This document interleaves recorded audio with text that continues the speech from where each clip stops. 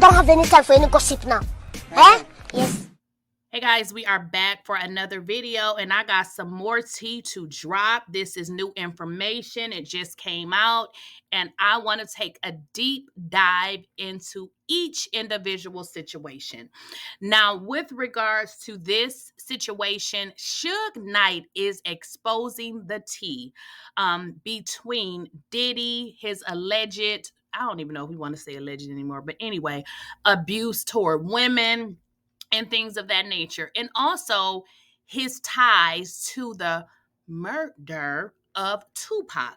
Now, we know some guy was just arrested who supposedly was the one that did it, but I need you guys to pay attention to this interview that I have in which Suge Knight makes some very interesting claims, actually tying Diddy to actually deleting Tupac and also setting him up in a way to make it look like he actually did it.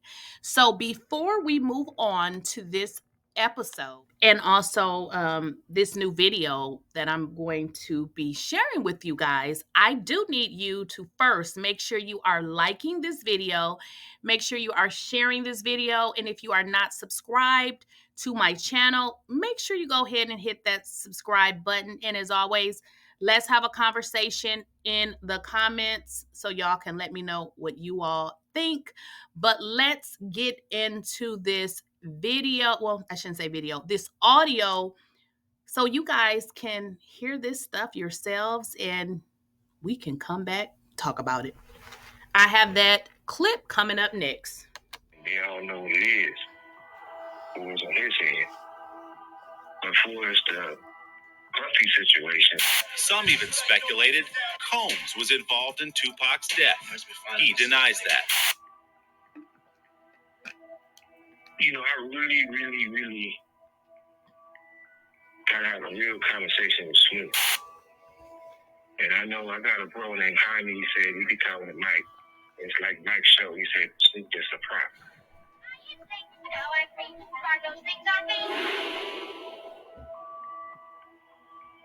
And that's another shit. The reason why I gotta have a conversation with him about it is that I've been doing that young dude a long time. He ain't young no more, but I've been doing it since he was a young man. And I did everything in my power to make sure he kept his freedom. Murder was the case that they gave me. I'm innocent. For almost 2 years, Snoop has been out on $1 million bail paid by Death Row Records. And I knew that Pac did everything right by him by putting him on All Eyes on Me, speaking about him and being real with him. And if it's true what they say, this call and your telephone number will be monitored and recorded. Face to face is gonna be a lot of explaining to do. You know? Because number one,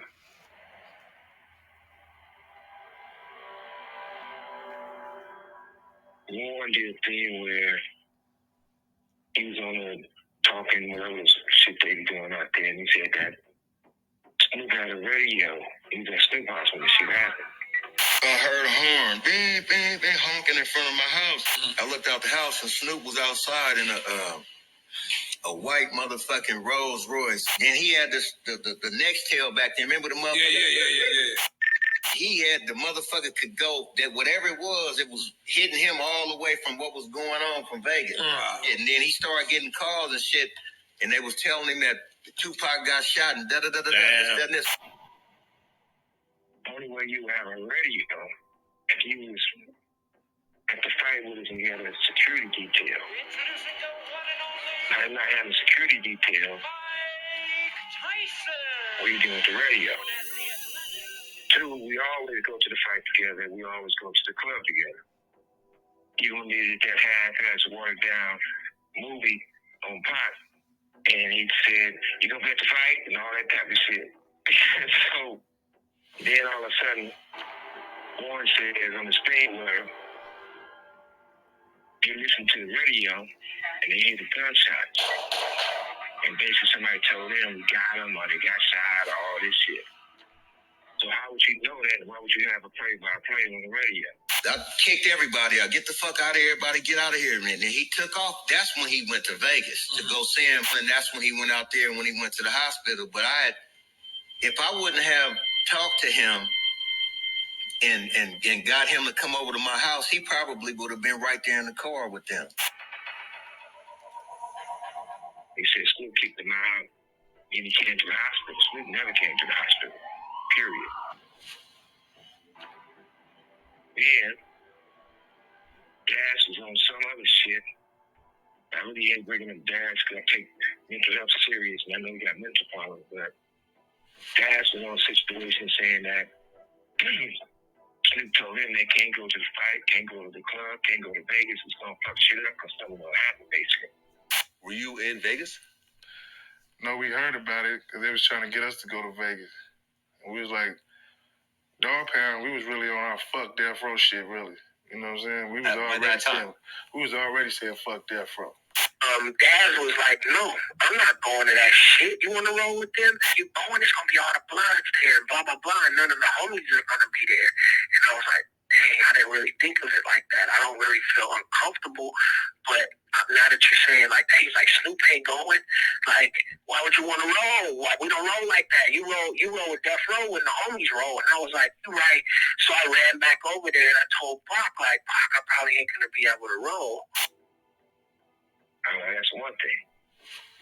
Being badass to an interview, and you know, Pac being Pac was a real good motherfucker about getting everybody involved.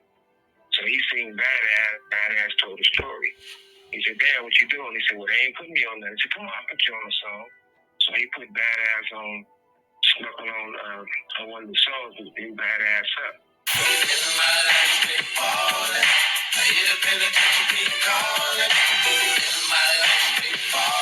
Pac said, man, I'm gonna let you can go to the fight with me. So Pac was like, you can go to the fight with me. After the fight, we going to the club.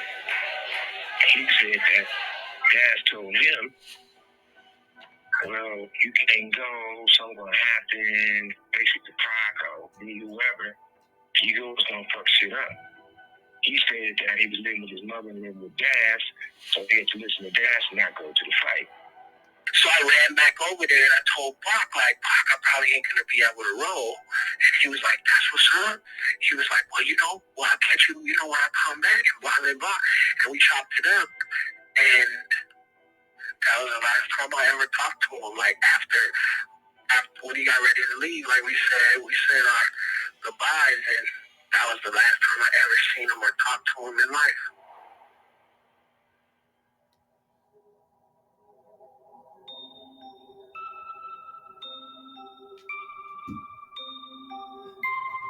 Now, if all these people knew what was going on in the situation, nobody never commented to tell anybody that. So you're part of it. You part of that snake, you know what happened to snake.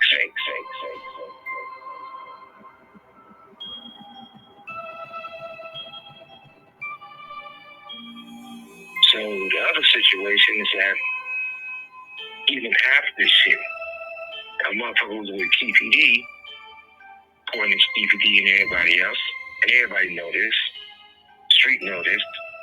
I was locked up, but Snoop, Daz, and the rest of them, they did a song with one of the niggas from that side that was in the car. And that's Louis the Pac. Shit. Motherfuckers don't need that type of melody.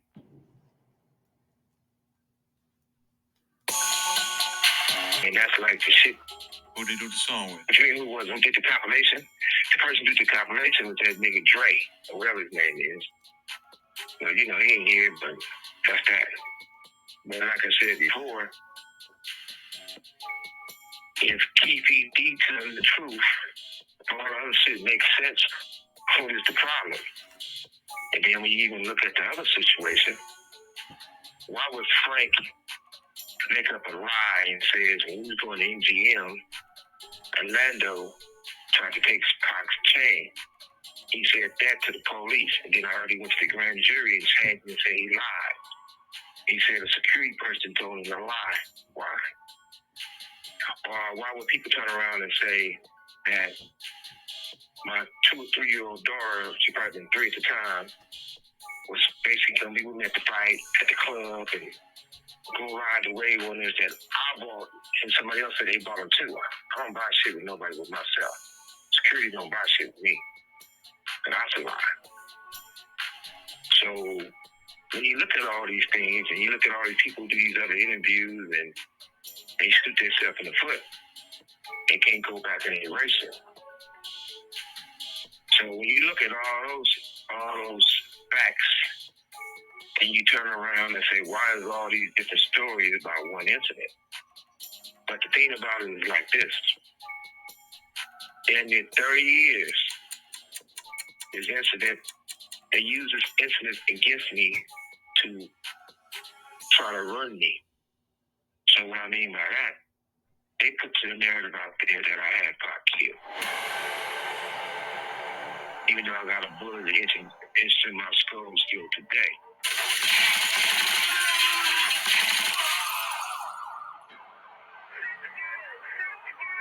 They put the narrative out there with a lie saying Baby Lane shot him, which he wasn't a shooter. Then they put it out there where it cost me $200 million on one deal, another $100 million on another deal. And what I mean by that, what I did for the MCA before they was Universal, all that stuff, I run billions of dollars to these people. They turned around, Pac started off in the scope. They turned around and used the media to beat me out my bread.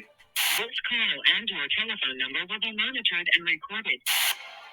Helped me out my company and my freedom. And what I mean by that, the first time I went to court, they sent me to prison, their whole thing was Tupac is everybody's favorite rapper, which is true. He in the car with me, and I had him killed. Suspects or motive in the murder of rapper and actor Tupac Shakur. So that gives them the reason that railroad me and sent me to prison, and nobody said nothing about it. This case I'm in here for now, the first thing the DA said was Tupac, and asked the judge, everybody, do you know Tupac? Who don't know Tupac? They said, yeah. Well, Tupac was in the car with him. He ended up dead, like I had something to do with it. So they testified him to overlook the fact that it was a hit out on me and the people had guns, and I ended up in prison because I didn't die and somebody else did. Makes no sense. Mm-hmm. Okay?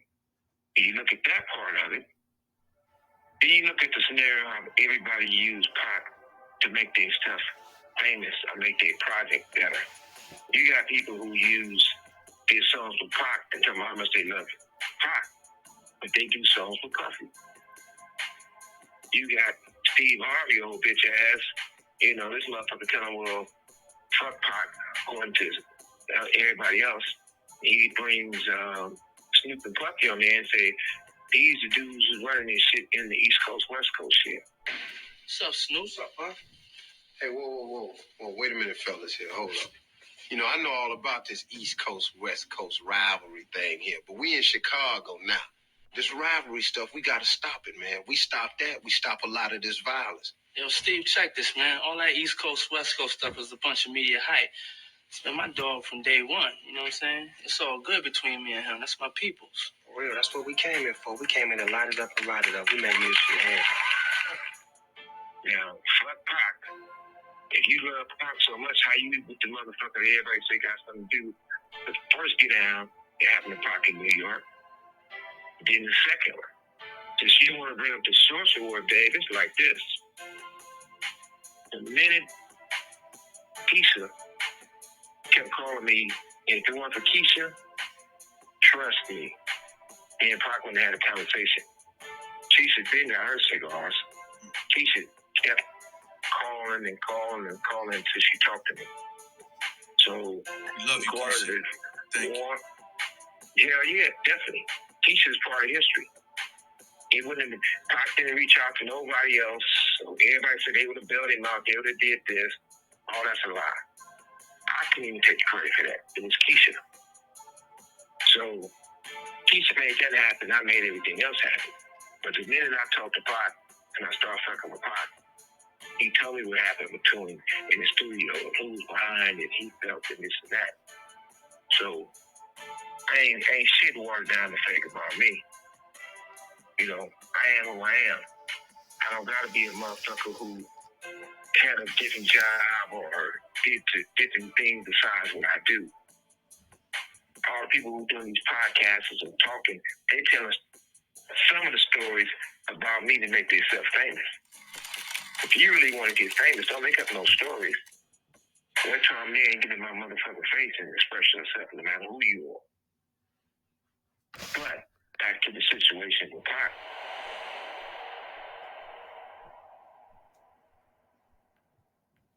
Once I start talking to him, he's explaining everything, how he set him up at the studio. Ain't no either or. Ain't no gray area with me. If I'm fucking with you, I'm fucking with you. I'm not, I'm not.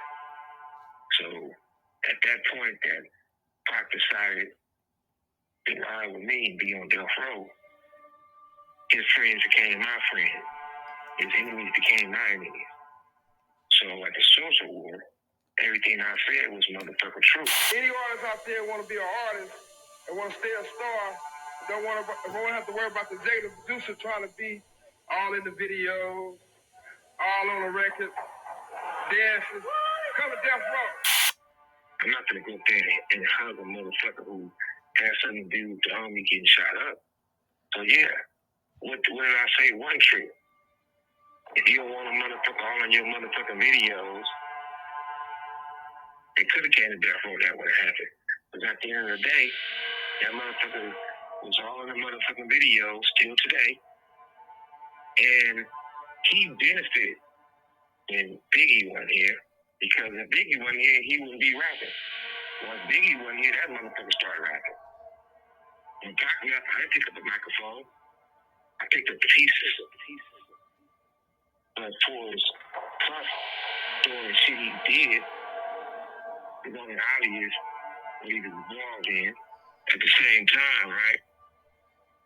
Interscope Universal saying they gave Puffy a deal in the first 50 million, 100 million, that project flopped. They turned around and gave him another deal, and that project flopped. But instead, you can steal my shit on some bullshit. Then when you really look at it, I look at it like this. What Puffy done, what Puffy did. Okay, guys, now I know that was a little long, but it was so much information that I didn't want to take out pieces because then you wouldn't have understood the ending part. So it was all important, and I wanted you to hear that particular part. Otherwise, I don't really do long videos. Well, what you should have gotten out of that is the reason why Snoop Dogg is being brought up in this podcast is because Snoop Dogg was a part of Suge Knight's label. He was not a part of Puffy's label. But what ended up happening is throughout their rivalry or their disagreement, which meant Puffy's artist didn't mess with Suge and his artist vice versa.